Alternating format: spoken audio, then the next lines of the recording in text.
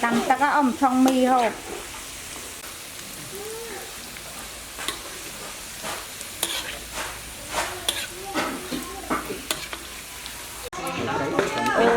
Bà chèn đi.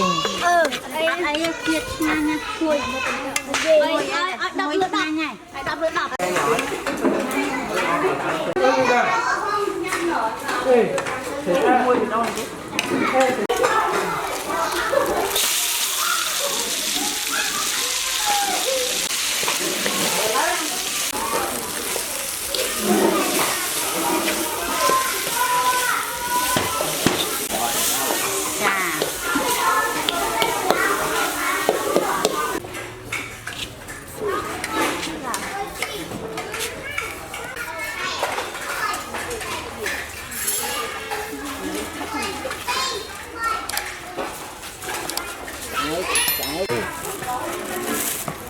Đầu tư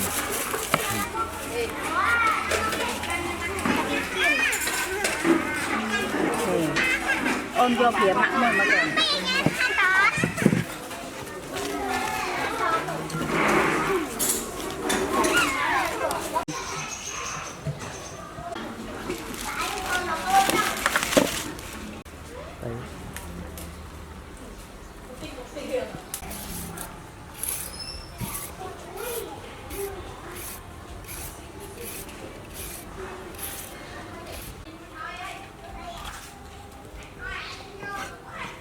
Bà đã lời cởi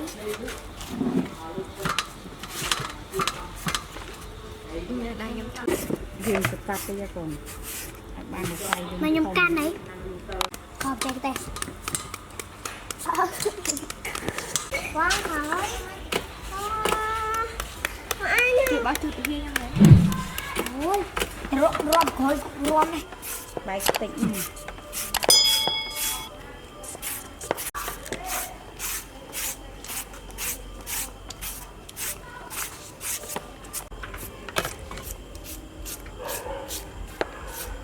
hào thì mau được thở nè nè tụi mình tự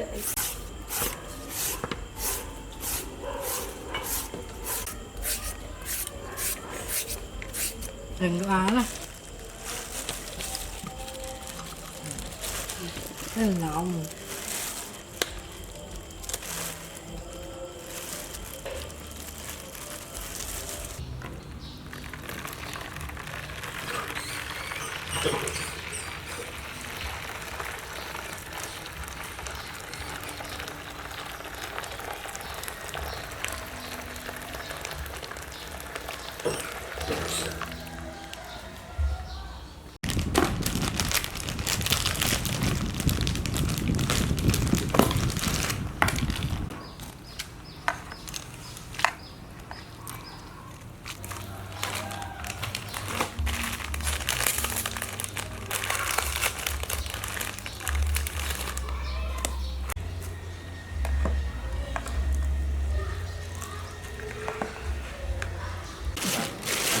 nòng tóc của miền còn này ôi khô như mực áo lòng lụa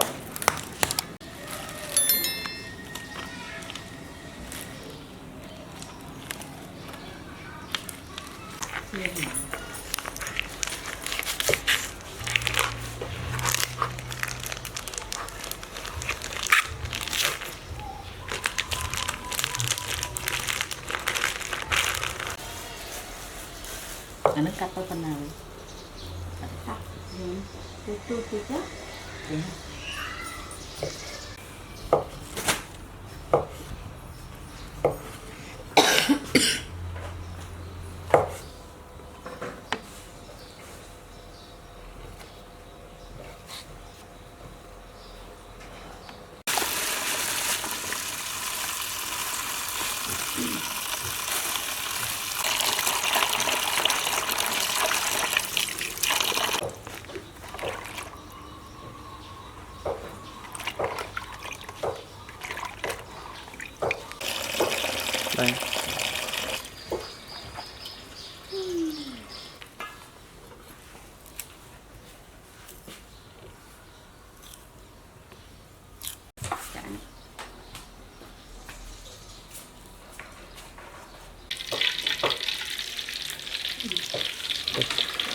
đầu nặng họ cái đào lên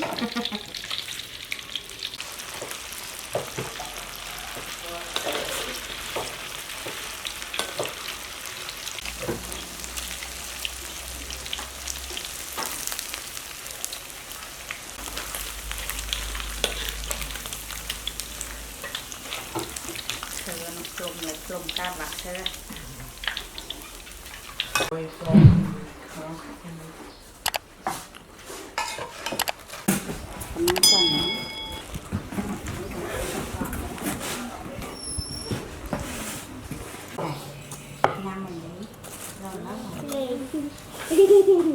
hai tiếng nhầm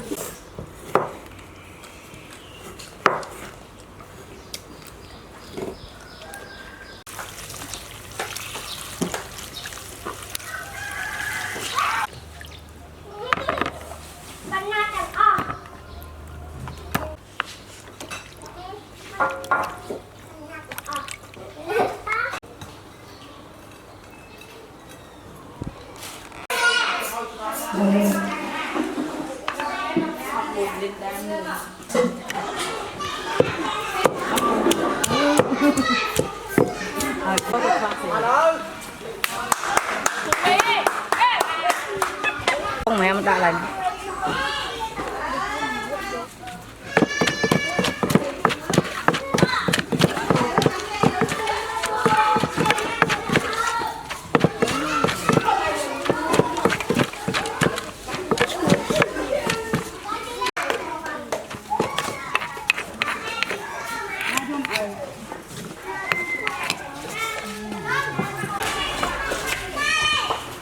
thang quay mà đàn này bà bị chênh đi ấy kiệt nha chui đập lửa đập này đập lửa đập quay nhảy cái đập bắp xe kia chết cho mai chạy con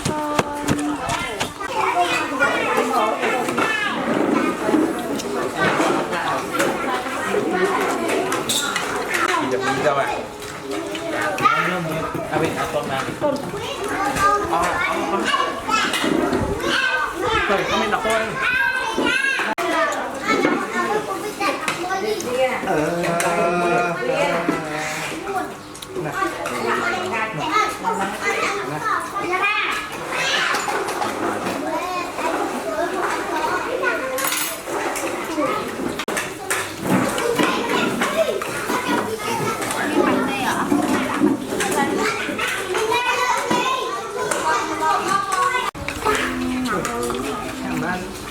Đồng vui dân, đồng vui dân.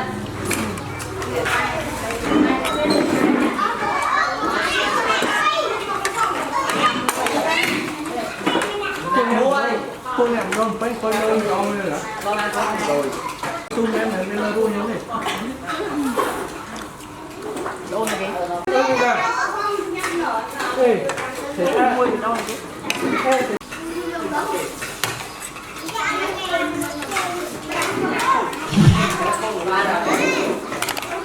ra nó không nhau vậy. Nè.